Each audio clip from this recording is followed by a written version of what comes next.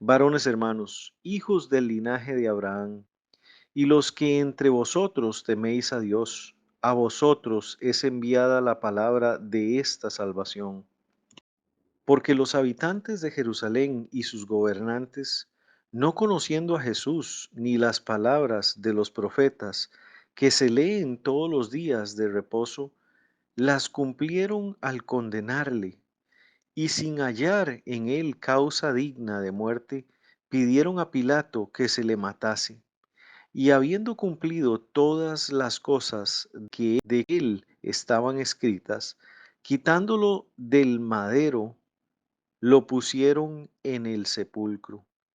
Mas Dios le levantó de los muertos, y él se apareció durante muchos días a los que habían subido juntamente con él de Galilea a Jerusalén, los cuales ahora son testigos ante el pueblo. Y nosotros también os anunciamos el Evangelio de aquella promesa hecha a nuestros padres, la cual Dios ha cumplido a los hijos de ellos, a nosotros, resucitando a Jesús, como está escrito también en el Salmo segundo. Mi hijo eres tú, yo te he engendrado hoy. Y en cuanto a que le levantó de los muertos para nunca más volver a corrupción, lo dijo así: Os daré las misericordias fieles de David. Por eso dice también en otro salmo: No permitirás que tu santo vea corrupción. Porque a la verdad David, habiendo servido a su propia generación según la voluntad de Dios, durmió y fue reunido con sus padres y vio corrupción. Mas aquel a quien Dios levantó no vio corrupción. Sabed pues esto, varones hermanos, que por medio de él se os anuncia perdón de pecados, y que de todo aquello de que por la ley de Moisés no pudisteis ser justificados, en él es justificado todo aquel que cree. Mirad pues que no venga sobre vosotros lo que está dicho en los profetas.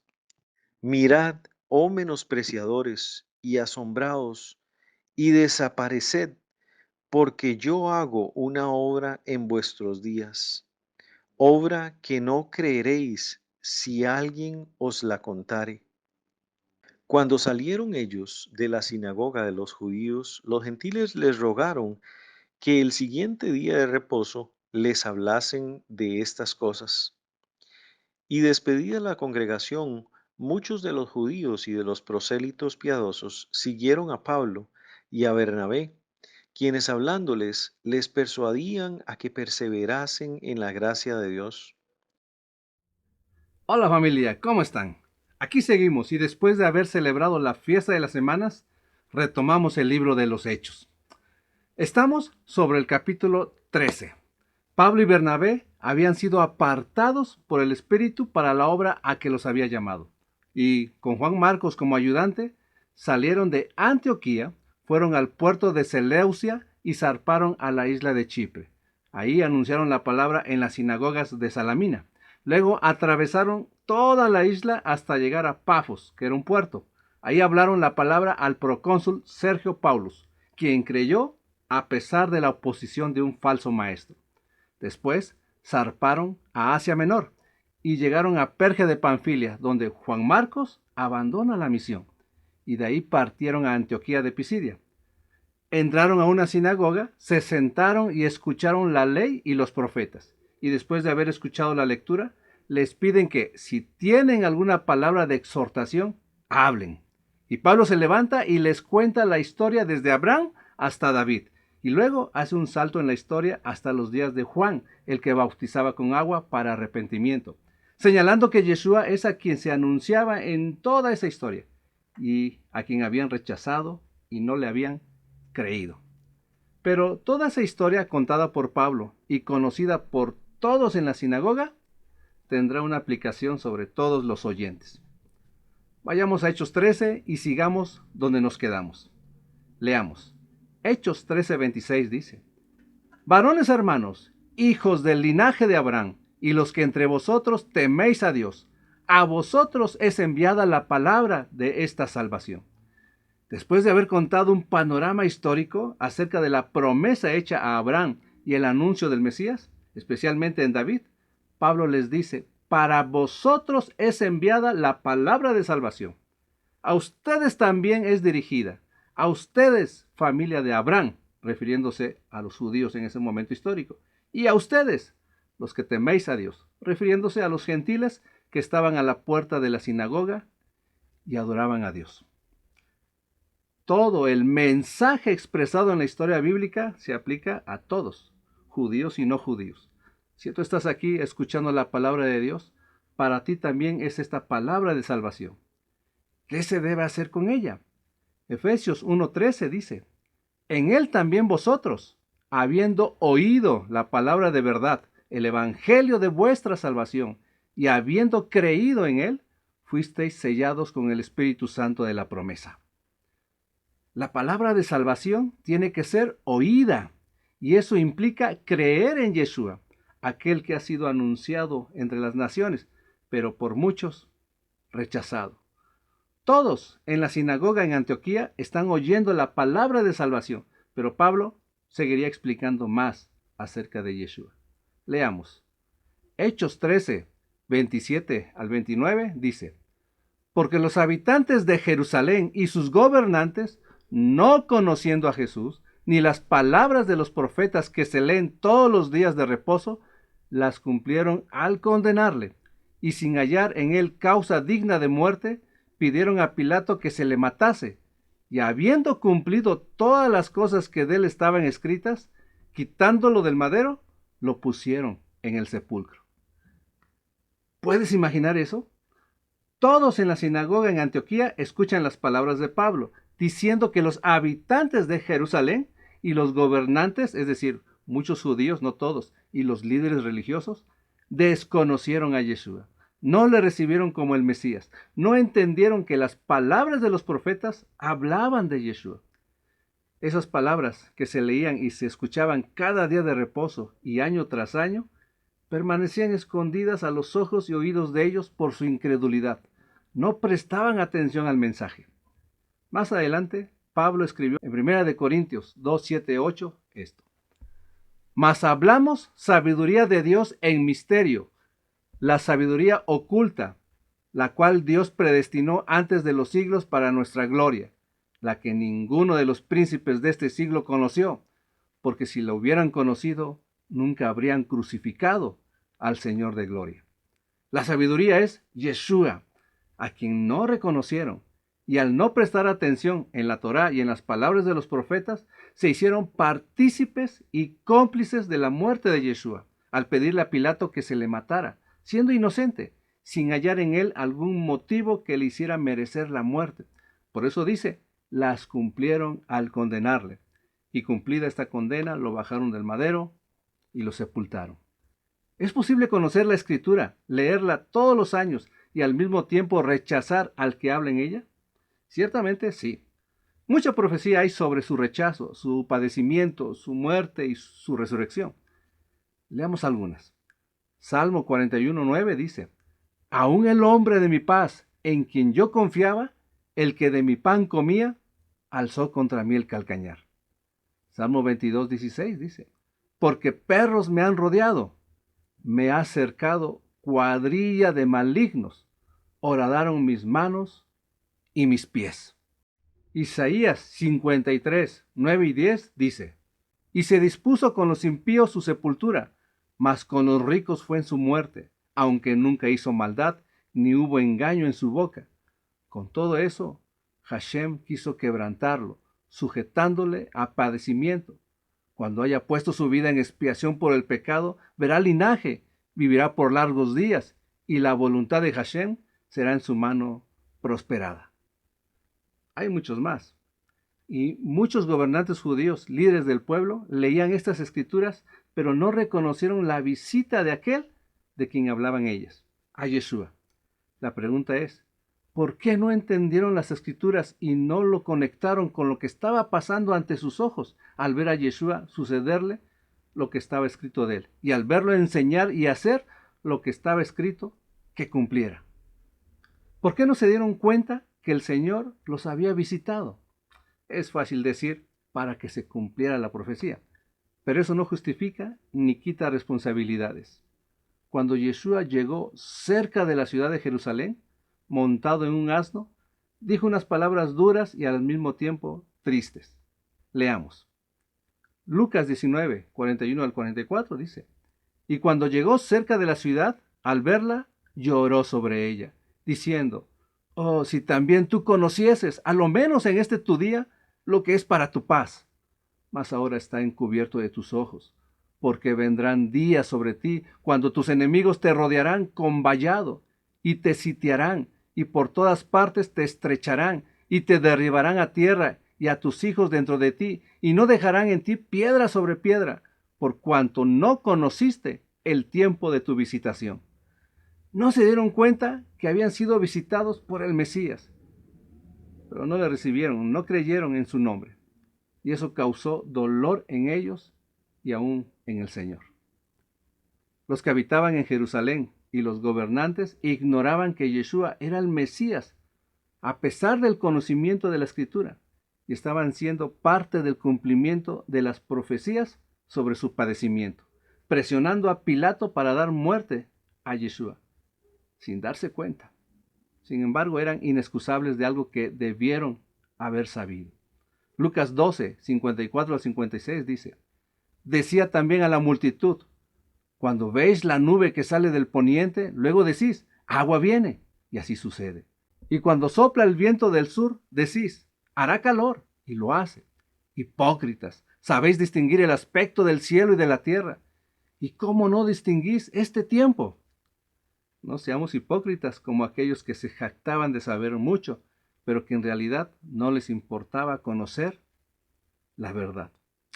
Muchos saben la Escritura y la enseñan, pero ¿conocerán el tiempo de la visitación cuando Él regrese? Porque el Señor vendrá otra vez. ¿Le reconocerás cuando regrese o serás confundido por falsos mesías? ¿En qué estaban ocupados los líderes religiosos que no vieron lo que estaba frente a sus ojos? La visitación está cerca. ¿Qué es lo que podría impedir ver la visitación y reconocer al Rey cuando regrese? Yeshua dijo en Lucas 17, 37 al 39: Mas como en los días de Noé, así será la venida del Hijo del Hombre. Porque como en los días antes del diluvio estaban comiendo y bebiendo, casándose y dando en casamiento, hasta el día en que Noé entró en el arca, y no entendieron hasta que vino el diluvio y se los llevó a todos, así será también la venida del Hijo del Hombre. Muchos conocen la historia bíblica y las profecías, pero si están tan ocupados en las cosas que hay debajo del cielo y buscando lo suyo, no entenderán cómo será el regreso del Mesías. ¿En qué cosas inviertes tiempo? En aquello que ocupas más el tiempo es lo que conocerás mejor, pero conocer a Dios, su voluntad y sus promesas requiere invertir todo nuestro tiempo, en toda circunstancia y en todo lugar. No significa que todo el tiempo estés estudiando la Biblia, sino que todo el tiempo la estés practicando, ejercitando tus sentidos en la verdad, haciendo lo que corresponde a cada situación, agradando a Dios. En la historia de los reyes, particularmente en los días del profeta Jeremías, hubo uno que se llamaba Salum, rey de Judá, que reinó en lugar de su padre Josías. Este Salum se dedicó a edificar su casa sin justicia y se llenó de avaricia, buscando lo suyo. Pero leamos lo que el Señor le dijo. Jeremías 22, 13 al 17 dice: Ay del que edifica su casa sin justicia y sus salas sin equidad, sirviéndose de su prójimo de balde y no dándole el salario de su trabajo, que dice: edificaré para mí casa espaciosa y salas airosas, y le abre ventanas y la cubre de cedro y la pinta de bermellón. ¿Reinarás porque te rodeas de cedro? ¿No comió y bebió tu padre e hizo juicio y justicia, y entonces le fue bien? Él juzgó la causa del afligido y del menesteroso, y entonces estuvo bien. ¿No es esto conocerme a mí? Dice Hashem. Mas tus ojos y tu corazón no son sino para tu avaricia, y para derramar sangre inocente, y para opresión, y para hacer agravio. El rey Salum estaba ocupado en satisfacer lo suyo con injusticia, es decir, no era como su padre que comía y bebía lo que era bueno, esto es, hacer buen juicio y justicia delante de Dios. Y le fue bien. Él juzgaba con justicia y estuvo bien, y eso era muestra de que conocía a Dios. Cuando uno está ocupado en lo suyo, procurando su propia satisfacción, no conoce a Dios. Podría pasar frente a sus ojos aquel que es bueno y no se daría cuenta. ¿Qué comes y bebes? ¿Te nutres con la escritura para que estés bien y conozcas bien al que vendrá? Yeshua dice en Juan 5:39, escudriñad las escrituras, porque a vosotros os parece que en ellas tenéis la vida eterna, y ellas son las que dan testimonio de mí.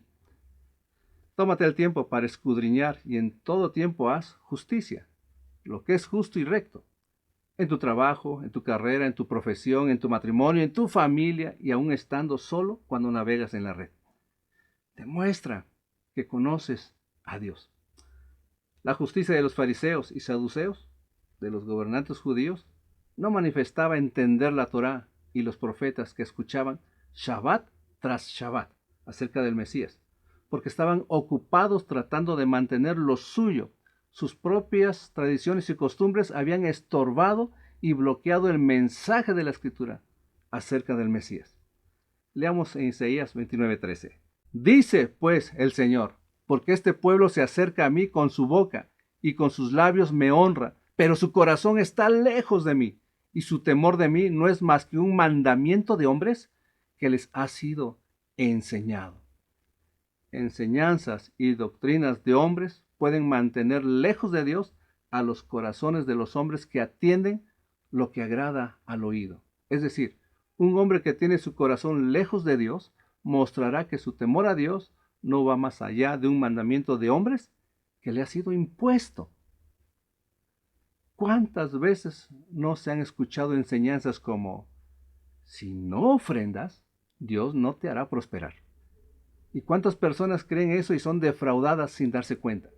Y mantienen su corazón lejos de Dios, porque no escudriñan la escritura y se dejan llevar por maestros falsos.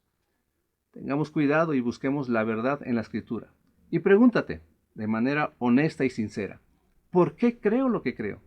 Con el fin de buscar y entender la verdad. Sigamos. Pablo citará otros pasajes de la escritura para confirmar que Yeshua es el Mesías.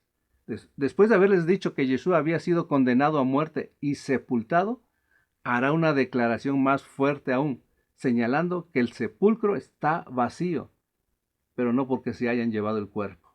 Leamos. Hechos 13, 30 y 31 dice, mas Dios le levantó de los muertos, y él se apareció durante muchos días a los que habían subido juntamente con él de Galilea a Jerusalén, los cuales ahora son sus testigos ante el pueblo. Esta declaración no es cualquier declaración, es la declaración, la cual sustenta nuestra esperanza. Pablo les dice a los de la sinagoga que Yeshua resucitó y que se apareció a sus discípulos que subían con él de Galilea a Jerusalén. Y estos estaban vivos aún, por eso dice, los cuales son testigos ahora. En ese momento histórico, los discípulos están vivos dando testimonio al pueblo, pues primeramente, solo los testigos oculares y vivos darían testimonio. Pablo en 1 Corintios 15, 3 al 5 dice, porque primeramente os he enseñado lo que asimismo recibí, que Cristo murió por nuestros pecados conforme a las Escrituras, y que fue sepultado, y que resucitó al tercer día conforme a las Escrituras, y que apareció a Cefas y después a los 12. Después apareció a más de 500 hermanos a la vez, de los cuales muchos viven aún y otros ya duermen. Después apareció a Jacobo, después a todos los apóstoles, y al último de todos, como a un abortivo, me apareció a mí. Literalmente, Yeshua apareció vivo a muchos, y el último fue Pablo. Y de ahí en adelante, Yeshua se ha manifestado vivo en el testimonio de ellos, y en el testimonio de muchos hoy, en los que se puede ver el rostro del Mesías en sus vidas, anunciando con su obediencia a Yeshua. ¿Estás anunciando que Yeshua resucitó y está vivo? Sigamos leyendo. Hechos 13, 32 al 34 dice, Y nosotros también os anunciamos el evangelio de aquella promesa hecha a nuestros padres, la cual Dios ha cumplido a los hijos de ellos, a nosotros, resucitando a Jesús, como está escrito también en el Salmo 2. Mi hijo eres tú, yo te he engendrado hoy. Y en cuanto a que le levantó de los muertos para nunca más volver a corrupción, lo dijo así: os daré las misericordias fieles a David. Pablo anunció el Evangelio, la buena nueva de la promesa hecha a los padres, esto es, a Abraham, Isaac y Jacob. Pero, ¿cuál es el Evangelio, la buena nueva de esa promesa?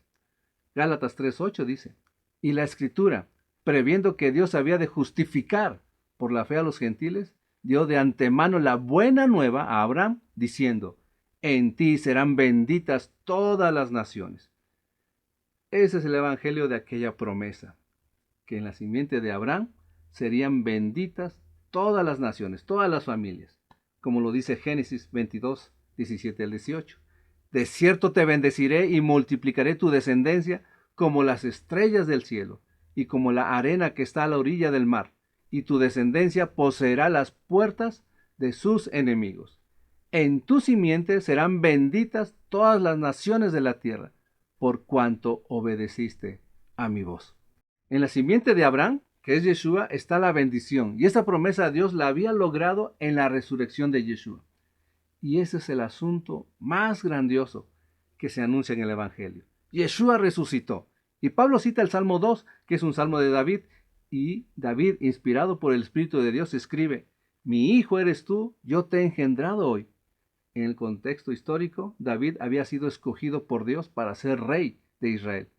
Pero este salmo es también profético, que habla del Mesías, el rey designado por Dios. Pablo habla de un rey eterno que no sería escogido de entre los hombres y sería superior a los ángeles. Y luego Pablo cita Isaías 55:3, que dice: os daré las misericordias fieles a David.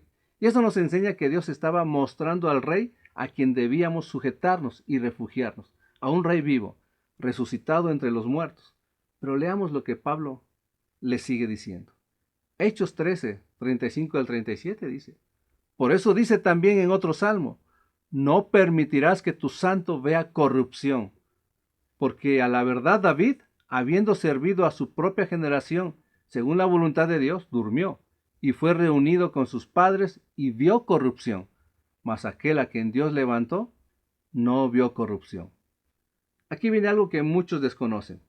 En la literatura judía, particularmente en el tratado llamado Birjat Haminim de la Amidad, dice que David es el Mesías prometido, un hombre. Pero Pablo cita el Salmo 16:10, que dice: no permitirás que tu santo vea corrupción. Y les explica que el cuerpo de David fue sepultado y se descompuso, vio corrupción. Pero aquel que resucitó después de 3 días no experimentó corrupción. Nunca pasó ni siquiera un inicio de corrupción en su cuerpo. No se descompuso. Así que David no es el Mesías, solo era figura de él. Yeshua es el Mesías y vive. ¿Crees esto? Pablo les hará saber más. Leamos. Hechos 13, 38 y 39 dice: sabed, pues, esto, varones hermanos, que por medio de él se os anuncia perdón de pecados, y que de todo aquello de que por la ley de Moisés no pudiste ser justificados, en él es justificado todo aquel que cree. Primera cosa en el mensaje de Pablo a los de Antioquía: sepan, deben saberlo. Si creen o no es otro asunto, pero sepan que por medio de aquel que fue anunciado en las Escrituras, que murió y resucitó, y que su nombre es Yeshua, solo por él se anuncia el perdón de pecados. Y él es el que justifica a todo aquel que cree. Ser justificado es ser declarado justo, inocente. No podemos por nuestros propios méritos ser justificados, ni pensemos que obedeciendo la ley seremos declarados justos. El único que puede declararnos inocentes es Dios mismo por medio de Yeshua, el que murió por mí y por ti, que cargó nuestro pecado y pagó el precio de nuestra salvación para que ahora sí seamos declarados justos y andemos en justicia, obedeciendo sus mandamientos. Romanos 9, 31 y 32 dice: mas Israel, que iba tras una ley de justicia, no la alcanzó. ¿Por qué? Porque iban tras ella no por fe, sino como por obras de la ley, pues tropezaron en la piedra de tropiezo. La justificación que se buscaba por los méritos de la ley no era posible, pero en Yeshua es posible para todo aquel que cree. La justificación solo es por la fe en el Mesías, y la Torá lo anunciaba. Repito, sepan todos que en Cristo, en Yeshua, hay perdón de pecados y es justificado todo aquel que cree. Y ahora que todos los que oyen lo saben, han quedado sin excusa, pues no hay otra manera en la que podamos hallar perdón de Dios y justificación si no es por medio de Yeshua. No la hay. ¿Qué harás con lo que sabes ahora? ¿Cuál sería el consejo? Sigamos leyendo, pues el mismo Pablo da el consejo. Hechos 13, 40 y 41 dice: Mirad pues que no venga sobre vosotros lo que está dicho en los profetas. Mirad, oh menospreciadores, y asombraos y desapareced, porque yo hago una obra en vuestros días, obra que no creeréis si alguien os la contare. Pablo cita a Habacuc 5, diciéndoles que estén atentos, que oigan y crean, no sea que venga sobre vosotros lo que está escrito acerca de los que no creerán. Asómbrense y desaparezcan, pues haré una obra y no creerán cuando alguien les cuente. El consejo es: no menosprecien la dádiva de Dios, no se queden en el asombro, no rechacen sus palabras, no permitan que la incredulidad les estorbe para recibir de su gracia. No permitan que sus corazones sean alejados de Dios por doctrinas de hombre. Yeshua vive y solo en Él hay perdón de pecados, justificación y vida eterna. Así que, ya lo sabes, ¿cuál será tu decisión? ¿Seguirle o te quedarás con el asombro y desaparecer? Leamos las primeras reacciones en la sinagoga de Antioquía. Hechos 13, 42-43 dice: Cuando salieron ellos de la sinagoga de los judíos, los gentiles les rogaron que el siguiente día de reposo les hablasen de estas cosas. Y despedida la congregación, muchos de los judíos y de los prosélitos piadosos siguieron a Pablo y a Bernabé, quienes hablándoles les persuadían a que perseverasen en la gracia de Dios. Pablo y Bernabé salen de la sinagoga y los gentiles les ruegan que les sigan hablando de estas cosas para el siguiente Shabbat. Y muchos judíos y prosélitos eran persuadidos por ellos a que perseveraran en la gracia de Dios. ¿Qué entendieron? Cuando alguien te ruega que le hables de las cosas de Dios y no de las cosas de los hombres, es que desea que su corazón esté cerca de Dios. Desea comer y beber la palabra de Dios para hacer justicia y estar bien. Cuando alguien quiere escuchar la palabra de Dios, desea perseverar en la gracia de Dios. Muchos aprenden, pero no se persuaden. Pablo, más adelante, le escribe a Timoteo para que persevere en la sana doctrina y le anima a ser fiel. Leamos lo que le dice en 2 de Timoteo 3, 14, 15. Pero persiste tú en lo que has aprendido y te persuadiste, sabiendo de quién has aprendido y que desde la niñez has sabido las sagradas escrituras, las cuales te pueden hacer sabio para la salvación por la fe que es en Cristo Jesús. Dos cosas sobre la escritura: aprenderla y persuadirse. Si estas cosas están, entonces persiste.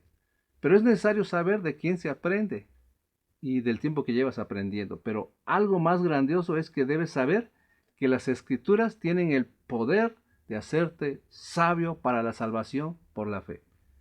La palabra de Dios tiene el poder de perfeccionarte y equiparte para toda buena obra.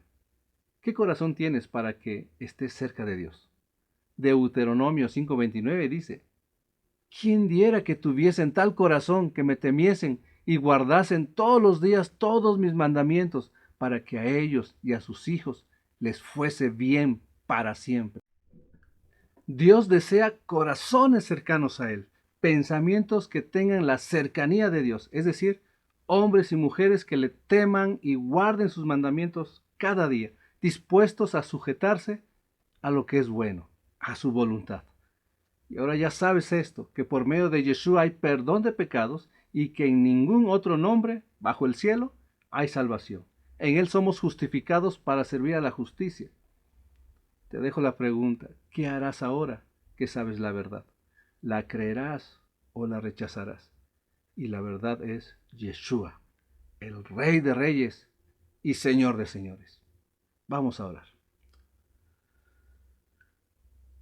Señor, Creador del cielo y de la tierra, bendito eres tú, que nos has justificado por tu gracia, mediante la redención que es en Yeshua. Bendito tú, que al justificarnos por tu fidelidad, tuvimos paz para contigo, y nos has puesto en camino de justicia para andar conforme a tus mandamientos. Te rogamos, pues, que nos des un corazón que desee reverenciar tu nombre en tu temor, para guardar cada día tus mandamientos, pues sabemos ahora que es nuestro bien para siempre. Danos el denuedo de persistir en tus pensamientos, para que seamos sabios para la salvación que nos has dado, para perseverar en tu palabra y así ser bienaventurados en todo lo que hacemos. Que nuestros pensamientos estén sujetos a tu voluntad y renuévanos cada día para experimentar lo benéfico y agradable que es tu voluntad y lo grandiosa que es tu soberanía y lo grande que es tu nombre en toda la tierra. Gracias te damos por la palabra de hoy.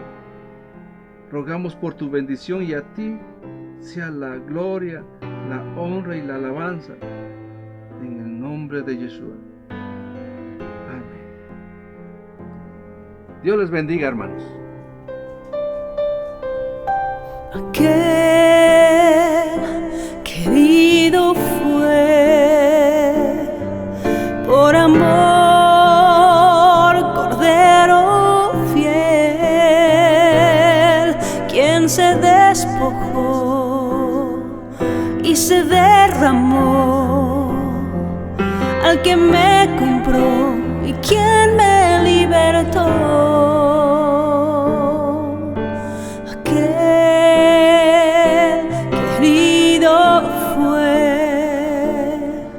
Por amor, Cordero fiel, quien se despojó y se derramó, al que me compró y quien me libertó. Hoy te doy gloria a ti, te doy la honra a ti. Me doy entero a ti, amándote en verdad.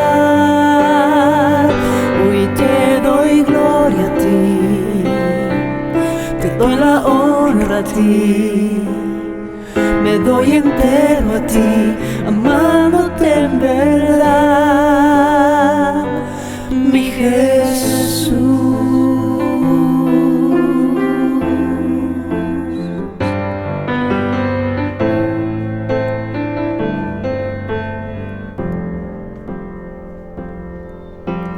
Aquel querido fue por amor, Cordero fiel, quien se despojó y se derramó, al que me compró y quien me libertó. Te doy gloria a ti, te doy la honra a ti. Me doy entero a ti, amándote en verdad. Hoy te doy gloria a ti, te doy la honra a ti. Me doy entero a ti, amándote en verdad. Hoy te doy gloria a ti, te doy la honra a ti. Me doy entero a ti, amándote en verdad, mi Señor,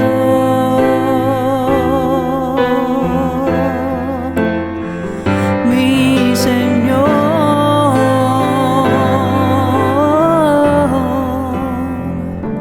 mi Señor.